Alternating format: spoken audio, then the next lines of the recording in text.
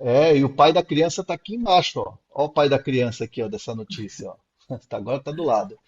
É o Samir Carvalho. Ontem ele trouxe aí foi o primeiro a noticiar, né, que o Corinthians está contratando o Luizão, né? Já houve uma proposta, né? O Samir trouxe essa proposta. Agora tem uma contraproposta do West Ham na questão do empréstimo.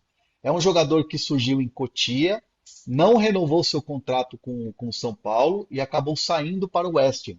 E aí fez alguns jogos pelo West Ham e tal, o West Ham liberou o jogador e decidiu liberar sem custo, mas com uma opção de compra.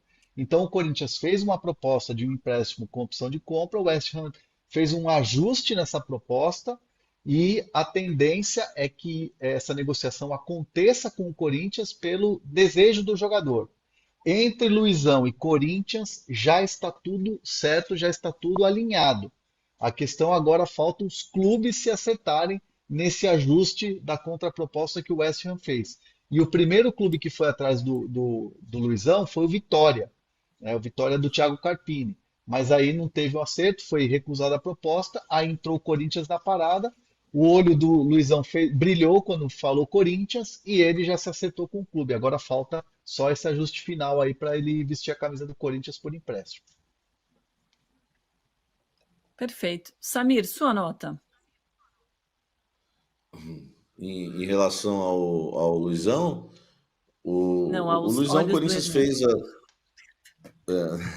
o Corinthians fez a proposta para o Luizão, tinha, além do Vitória, né, Renan, tinha o interesse do Internacional, que eu não sei exatamente se o Internacional chegou a fazer uma proposta, e também eu não sei qual é o time do Alex lá na Turquia, né, parece que o Alex conhece o Luizão da base do São Paulo, Renan, e também gosta muito do jogador. Mas o Corinthians foi mais rápido, né, fez a proposta por empréstimo, eu não sei exatamente sobre a contraproposta, né, do West Ham, porque se for também obrigação de compra, né, Hernan, Não, é um pode ajuste na dar algum opção. problema.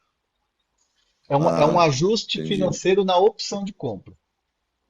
Ah, então aí fica mais tranquilo. Quando eu recebi a informação, um bastidor aí da informação, a pessoa que me passou dando aquela cravada, ó. Só que eu estou muito cauteloso, né, em relação ao Augusto Melo. E aí eu dei que o Corinthians fez a proposta, tal, dei o detalhe que é por empréstimo, mas eu poderia até ter cravado, mas eu não ando muito confiante, não. Depois acaba sobrando para a gente, porque o Augusto recuou em várias negociações. Não estou pegando no pé dele, não. Recuou no Carille, recuou no Balotelli. Balotelli. A lista é grande, então assim, a gente tem que tomar muito cuidado como jornalista, porque depois acaba sobrando. Aí eu dei a informação como uma proposta mesmo, mas é o que o Hernan passou aí, a confiança no Corinthians é de que o negócio vai fechar, viu, Odoni? Boa. Samir, muito obrigada. Até breve. Obrigado e sem perseguição, né? Porque eu só estava entrando no finalzinho, quando a gente está na zona do rebaixamento. Quando eu entro, o PVC está na prancheta dele, achei desnecessário o que ele fez. Ficou falando Caio Paulista. Desnecessária essa provocação. Um abraço. 10 mangos para você. Nota 10 na piadinha. O PVC, a CBF vai fazer uma reunião de emergência com os clubes. Eu acho que a gente podia abrir um champanhe, hein? Eu fiquei feliz com essa notícia. Ontem, Champanhe sem quando me álcool, passaram zero, no meu caso. champanhe zero. Mas eu queria aquela campanha da cerveja zero, que o cara tá esperando a namorada no carro conversível, tomando uma cerveja sem álcool. Sabe qual é? Sei. Não. Não sabe? Que aí vem a namorada com a prancha de surf e o policial tá preenchendo a multa. Aí quando ele vai entregar a multa, ele levanta a cerveja e tá escrito 0%, zero álcool. Aí o policial faz assim, ó, aponta pra placa, proibido estacionar. Tem duas muito boas dessa mesma marca. Bom, vamos lá, falar de coisa séria. Ontem, quando me passaram a história da reunião que o Edinaldo convocou, o Edinaldo começou a avisar os clubes da reunião logo depois do sorteio da Copa do Brasil. e avisou que tem uma reunião com os clubes para discutir a arbitragem. Ele chamou o CNM e chamou todos os clubes da Série A. A primeira coisa que me foi dita foi, tipo, se morder a língua morre envenenado. A frase é assim: bastou o Vitória ter sido prejudicado pela arbitragem para o Reginaldo convocar uma reunião às pressas. Dentro da CBF, essa opinião é absolutamente refutada. Até porque o clube do Reginaldo de origem é o Vitória. Ele não precisa convocar uma reunião para discutir a arbitragem, para discutir um erro contra o Vitória. Se o Vitória tem que falar ou tem que calar, ele passa a mão no telefone e fala para o presidente do Vitória, fala, por favor, não vamos atrapalhar o campeonato mais do que já está atrapalhado. Então, não é esse o ponto. O que motivou a reunião foi a crise de Palmeiras em São Paulo. Assim como no primeiro semestre do Campeonato Estadual, o Reinaldo Carneiro Bastos, presidente da Federação Paulista, convocou a Leila Pereira e o Júlio Casares para uma reunião na sala dele, na Federação Paulista. Dessa vez, o Reginaldo chamou todo mundo, porque o entendimento que a CBF tem é que, desde as declarações do Textor, o campeonato ficou com todo mundo enlouquecido, todo mundo achando que está sendo roubado, todo mundo achando que está sendo prejudicado. E o entendimento da CBF também é de que os árbitros brasileiros têm sido reconhecidos mais vezes lá fora, como, por exemplo, a Daiane Muniz apitando na cabine do VAR na Olimpíada, como o Ramon Abachabel sendo escalado para a final olímpica, ou seja, e árbitros brasileiros que não estão cometendo erros internacionais, embora cometam erros aqui dentro. Bom, acho que essa reunião poderia levar a uma proposta, que não será levada certamente, de ter árbitros internacionais de outros países aqui na reta de chegada do Brasileirão. Talvez algum clube leve essa proposta. Eu levaria. Mas não vai se levar porque o entendimento é que os árbitros brasileiros são bons e que os erros estão acontecendo no mundo inteiro. Por que eu levaria? Porque, na minha opinião, o cerne do problema da arbitragem brasileira está na pressão em cima dos árbitros. O cara já vai para o jogo sabendo que se ele errar, ele vai ser afastado ou vai acontecer uma reclamação formal de um clube na CBF. Ontem começou a circular uma informação falsa, uma visão, uma narrativa, digamos assim, que eu acho falsa, de que o Palmeiras está inibindo escalas de árbitros no Allianz Parque, de árbitros de primeiro escalão, porque está vetando esses árbitros. Bom, o Palmeiras não levou nenhum veto para a CBF até esse momento. O Palmeiras tem reclamado de alguns árbitros, mas os dois árbitros que mais apitaram jogos do Palmeiras neste Campeonato Brasileiro foram o Anderson Daronco e o Wilton Pereira Sampaio, que são dois árbitros do primeiro escalão.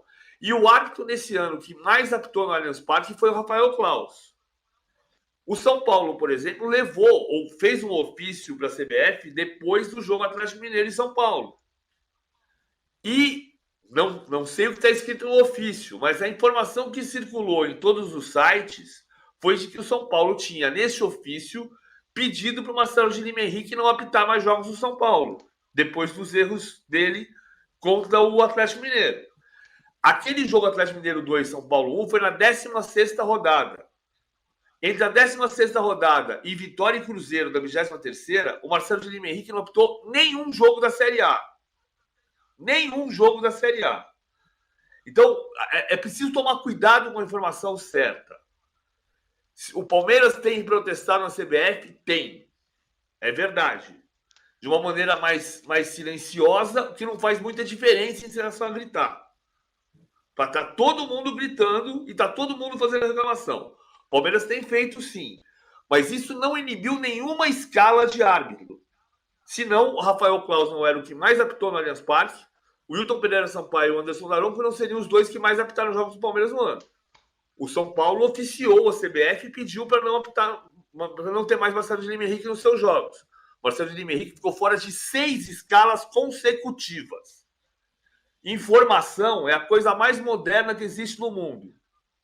Jogar informação falsa na rede é muito fácil. A gente tem que trabalhar com responsabilidade na informação. É para isso que existe jornalista, é para isso que existe imprensa. A CBF vai discutir qual rumo deve dar para a arbitragem. E a reunião está convocada em caráter emergencial para sexta-feira. Importante, o Wilson Luiz Seneme está convocado para essa reunião. Não deve acontecer nenhum tipo de mudança na comissão de arbitragem. Não é o mais provável. Mas é importante lembrar que a comissão de arbitragem do Leonardo Gaciba foi demitida depois de errar muito sistematicamente no jogo Flamengo e Bahia. Assim como eu digo que não é por causa do Vitória, pode não ter sido por causa do Bahia, mas o Reginaldo é um presidente da CBF originário da Federação Baiana de Futebol. Vai ser uma reunião só, emergencial, ou vai virar uma constância? Não, é uma reunião marcada para sexta-feira. A preocupação principal é o foco de estar havendo problemas de arbitragem e crises de credibilidade do campeonato seguidas Imagina. vezes. Tá tranquilo. O Palmeiras de São Paulo é um estopim, mas a gente viu o que aconteceu de cancelar a entrevista coletiva do Tite para falar o Bruno Spindel. A gente viu o Flamengo protestando contra a arbitragem na Copa do Brasil. A gente vê o Palmeiras protestando contra a arbitragem, como protestou contra o Klaus no domingo passado. A gente vê o São Paulo mandando ofício para vetar Marcelo de Lima Henrique. A gente vê o Vitória, o presidente do Vitória teve com a gente aqui ontem, o Fábio Mota, para dizer que os árbitros têm que ser profissionais e que não pode acontecer erros grosseiros como os de segunda-feira, quando o Matheus Henrique abraçou a bola. A gente está vendo todo mundo dizer que é a maior crise da história da arbitragem brasileira. A gente viu o Mário Bittencourt pedindo para o Anderson Daronco se aposentar. Né? Então, não é um problema de um clube, é um problema do campeonato. Eu traria árbitros estrangeiros para a reta de chegada do campeonato. Eu traria. Não pela incompetência dos árbitros brasileiros, mas porque você tira a pressão deles na reta de chegada do campeonato. O cara vai chegar, apitar e vai embora. No passado já se fez isso e não foi solução. Basta dizer que o Javier Castrilli cometeu uma arbitragem calamitosa em 98 numa semifinal do Campeonato Paulista e que um dos árbitros estrangeiros que apitaram aqui em 95 foi Pierluigi Pairetto, que depois se envolveu no escândalo do Calciopoli na Itália. Então a máfia do apito no Brasil já foi estrangeira. Mas o PVC, a questão é que assim, a CBF, ela também não trabalha para preservar o árbitro. Não há uma Sim, preservação do árbitro. Um exemplo muito claro foi do Anderson Daronco na Conmebol. Ele foi afastado depois de um erro nacional do Uruguai e River Plate. E aí, na semana seguinte, no Campeonato Brasileiro, na Copa do Brasil, ele estava apitando os principais jogos. Ele estava na elite perfeito. da escala. E eu ouvi de uma pessoa da Conmebol que o CNM, que já foi presidente da comissão de arbitragem da Conmebol, uma disputa de bastidor, querendo dizer assim, ó, já que aí ele não serve, aquele é top, né? É verdade. Obviamente, isso é um papo de bastidor, né? Isso não foi uma declaração, isso não foi uma troca de ofício, foi só uma impressão de algumas pessoas da Conmebol pós geladeira do Daronco na Conmebol. Então, assim, é uma situação que também fica uma forçação de barra para você provar que o cara é bom. E não existe uma preservação. Então, por isso que essa sugestão do PVC, eu acho que a chance de acontecer aqui no Brasil, ela é zero. Porque o que eu É ouço nos zero. bastidores da CBF o que eu ouço nos bastidores da CBF mas os clubes adoram mandar ofício, pedir para tirar árbitro quando se sentem prejudicados. Quando acontece um erro de arbitragem que favorece o clube fica quietinho. Então, assim, uma cultura do futebol que também não ajuda. Então, assim, eu sempre costumo dizer, o árbitro é o que se sente mais afetado de tudo, né? E eu entrevistei o Marcelo de Lima Henrique lá no meu Zona Mista, tá aqui na playlist de vídeos do YouTube do UOL, e ele fala que a arbitragem está voando, está evoluindo e que a arbitragem não tem crise nenhuma. E ele diz, o Marcelo de Lima Henrique, que uma vez virou para um jogador no Campeonato Cearense, que pediu para ele se aposentar depois do jogo, ele virou para o jogador e falou assim: Eu não vou me aposentar, sabe por quê? Porque eu apito pra caramba. Ele falou isso para um jogador. Então, assim, cara, reflexão, cadê? Sumiu. A gente espera que essa reunião seja apenas o primeiro passo, né? de uma mudança. Oremos, tem que ter fé, muita fé, minha gente. Obrigada, PVC, obrigada, André Hernan, e obrigada a você que acompanhou mais um programa aqui com a gente, que deixou mensagem, me mandou like, tudo. Amanhã estamos de volta, 11 horas da manhã, ao vivaço. Espero vocês, hein?